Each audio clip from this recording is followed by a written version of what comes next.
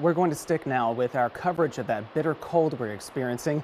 It's certainly kept our local paramedics busy. Austin Travis County EMS told us it responded to 5 calls for cold-related illnesses, and its crews took 3 people to local hospitals for treatment.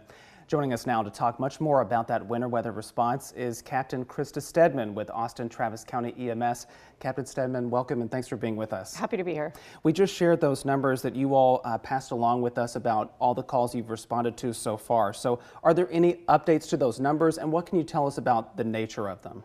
Yeah, so since this morning, we added an additional 2 cold-related illness emergencies that we responded to. We transported 1 additional person, so that makes the total since 9 p.m. last night, 7 total incidents and 4 total transports. The good news is that we haven't transported anybody in critical life-threatening condition. Everyone has been awake and talking, so that leads us to believe that they're probably going to be okay, which is good news. Yeah, and hopefully recover very quickly too.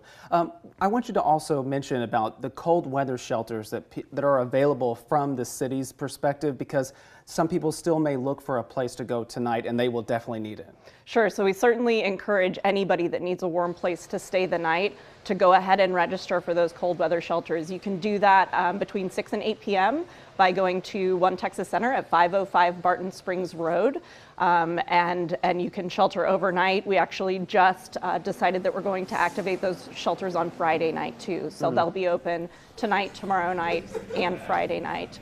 In addition to that, we've also we're doing sort of a delayed closure of those shelters in the morning so that folks can have a little bit more time to get out and not be trying to transition from the shelter to a warming center when it's the coldest hours of the day.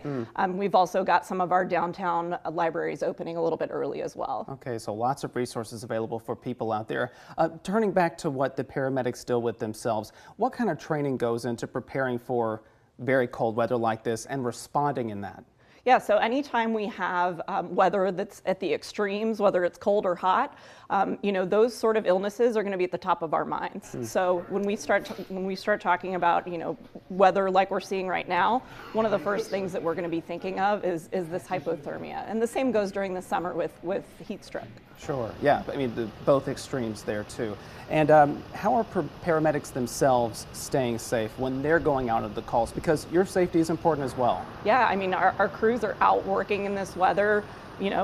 I guess as the saying goes, when you're cold, they're cold, and that includes paramedics too, not just cats and dogs. But we try to prepare them as best they can, make sure that we're stocking extra things on the ambulances, hot packs, blankets, stuff like that. And we've got a fair amount of nice, thick winter gear that we're supplied as well. Okay, well, we appreciate you so much for all the work that you and the paramedics do, and thank you for joining us as well this afternoon to share this update. We appreciate it. Thanks for having me. All right, stay warm and safe out there. You too. Online right now, keep up with all of our freezing temperature coverage and send in your own photos and videos. You can do that by emailing them to report@kxan.com.